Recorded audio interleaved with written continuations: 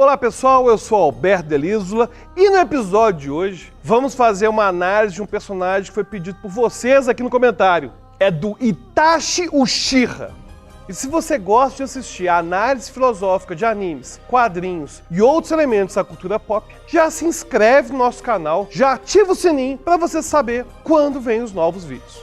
Toda semana temos aqui 3 vídeos no canal, então fica ligado. E para falar de Itachi, vamos também falar sobre dilemas morais e por que a filosofia é e sempre será muito relevante. E para começar, vamos a um breve resumo da trajetória do Itachi durante as 2 fases de Naruto.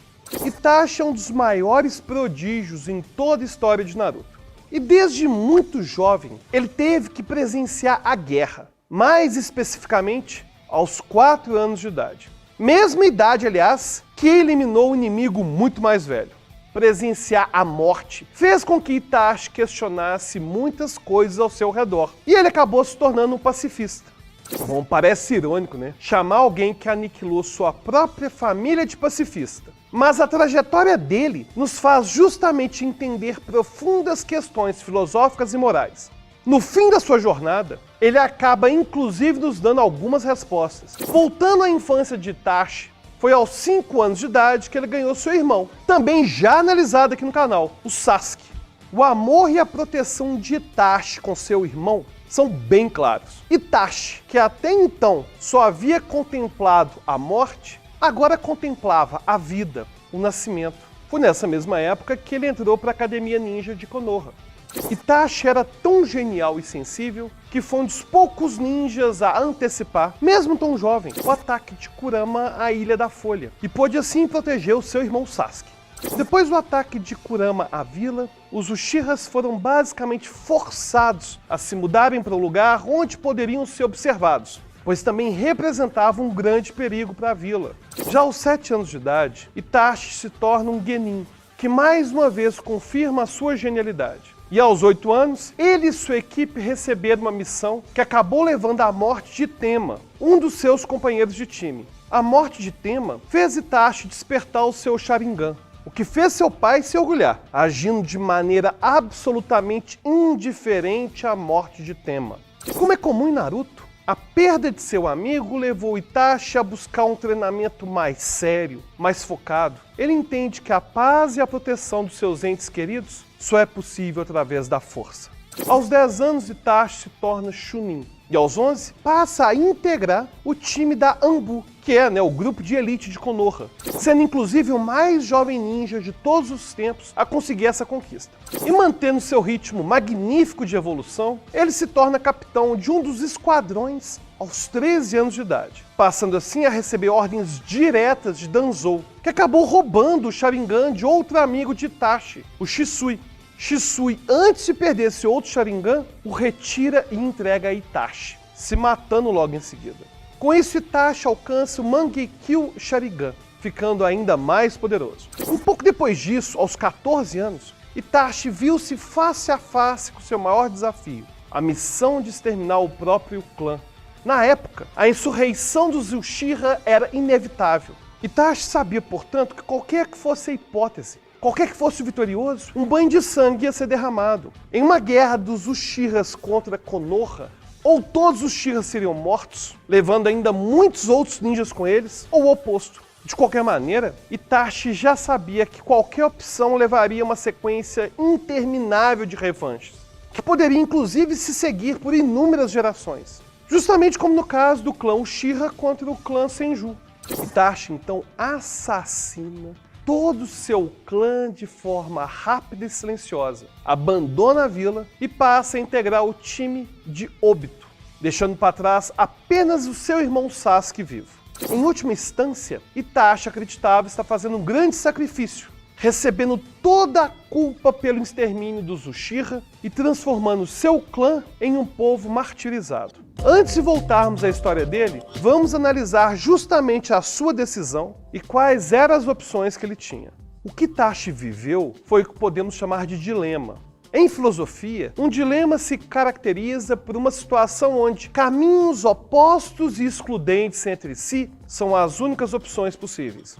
No caso de Itachi, suas opções eram: letra A, deixar que uma guerra interminável começasse na Vila da Folha, ou letra B, exterminar seu clã. A análise de dilemas morais é algo extremamente importante, pois se mostra como um caminho efetivo para a gente descobrir nossos próprios valores. Aliás, hoje muito se fala sobre valores. Dizem por aí que devemos encontrá-los, devemos entendê-los e assim por diante.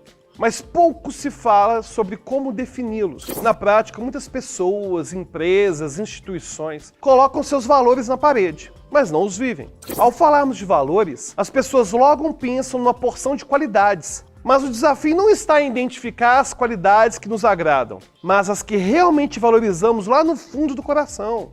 É fácil dizer, por exemplo, que a honestidade é um dos valores que uma pessoa tem. Mas a única forma de realmente acessar isso é colocando esse valor contra outros valores. Por exemplo, imagina que um amigo bate à porta da sua casa procurando se esconder da polícia. Imaginando que a polícia não tem a mínima chance de encontrá-lo na sua casa, você basicamente tem a opção de abrigá-lo ou delatá-lo. Nessa situação, você não está simplesmente entre a decisão de ser honesto ou desonesto, mas de ser honesto ou leal. E claro, nesse tipo de questão, a gente não busca promover um relativismo moral, mas entender e ordenar ações harmoniosas. Quando uma empresa realmente internaliza seus valores, ela promove uma cultura que dá respostas a vários dilemas do nosso dia a dia. Assim, se o valor dela for pessoas acima de tudo, a ação correspondente a esse valor seria de sacrificar os lucros para manter os seus empregados numa época de crise, por exemplo. Ou seja, ter valor não é demonstrar uma qualidade quando está tudo bem. Nossas melhores qualidades e valores se apresentam justamente nos momentos de dificuldade. Uma coisa é ser persistente quando as coisas estão rolando lindamente, está dando tudo certo. A outra é ser persistente quando está dando tudo errado e você ainda tem forças para continuar lutando. Por isso é justo dizer que Itachi realmente buscava a paz. Ele aceitou a sua missão no momento mais sombrio de sua vida. Ele sacrificou sua vida, sua família, seu clã, tudo isso em nome da paz. Mas é claro, né? A vida também pode ser irônica. Ser fiel aos próprios valores nos dá mais clareza, concisão, mas também não conseguimos prever o futuro. Assim como Itachi não imaginava que seus planos para Sasuke não funcionariam como ele tinha planejado. Então podemos nos perguntar, o que é certo de se fazer numa situação como essa? A filosofia investiga isso há milênios. E temos, por exemplo, a visão kantiana, que determina que nossas melhores ações são aquelas que partem da boa vontade. Por outro lado, na visão utilitarista, o dilema deve ser analisado pelo resultado de bem-estar geral gerado por cada ação. Aliás, essas duas visões foram analisadas aqui no canal no episódio 9 do Filosofia Nerd, em que eu falei sobre Mob Psycho 100.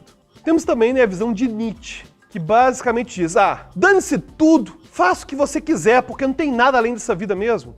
Existem visões que buscam entender os dilemas da maneira mais racional possível. O que levou essa questão a um dos braços da matemática aplicada, a chamada teoria dos jogos, onde podemos ver, através do dilema do prisioneiro, qual é ou não é a decisão mais racional para determinadas situações. Na realidade, não existe uma única maneira de tentarmos achar boas respostas para os dilemas de nossas vidas. Uma visão filosófica específica pode nos dar uma boa resposta para uma situação, mas pode não servir para outra e assim por diante. Mas é fato que aprender a enxergar dilemas pode nos ajudar em várias áreas da nossa vida. Itachi acaba sendo um personagem tão cativante porque ele surge a princípio como um personagem misterioso. Mas logo vamos percebendo que toda a sua trajetória foi justamente baseada em dois grandes valores. O primeiro, que já falamos, é a paz. Você já deve ter se deparado justamente com aquela questão. Se você pudesse voltar no tempo e encontrar Hitler ainda criança, você o mataria? Você mancharia as suas mãos de sangue para garantir a paz? A resposta do Itachi é bem clara, né? Após exterminar seu clã, ele passou a ser considerado um criminoso rank S. E era, sem dúvida, um dos membros mais fortes da Akatsuki. Lá, o Orochimaru percebe o poder de seu Sharingan e planeja roubar o seu corpo. E é claro que essa mesma obsessão o levou a ir atrás do Sasuke.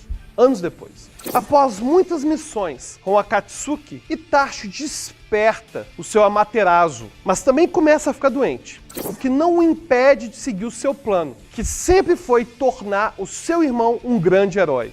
Itachi sabia que a evolução do Sharingan depende da perda de pessoas queridas e basicamente preparou tudo para que seu próprio irmão o matasse. Enquanto enfrentava Itachi, Sasuke passa então a saber de toda a trama e de toda a motivação por trás das ações de seu irmão. Esse é o momento que fez Sasuke se virar contra a Vila da Folha. E mesmo depois de sua própria morte, Itachi continuou lutando pela paz. Ao ser ressuscitado por Kabuto, ele resiste ao seu controle e, junto a Sasuke, o derrota, verbalizando a seu irmão o seu mais alto valor, o seu amor por ele. Eu sempre te amarei, diz Itachi a Sasuke enquanto ele desaparece. Itachi foi um ninja poderoso, misterioso, mas acima de tudo, foi um ninja de valores. E aí, o que você acha da nossa análise sobre Itachi? Acha que a gente deixou escapar alguma coisa? Deixa nos comentários a sua sugestão. E se você quiser que a gente analise outro personagem aqui no canal, é só deixar nos comentários e até a próxima.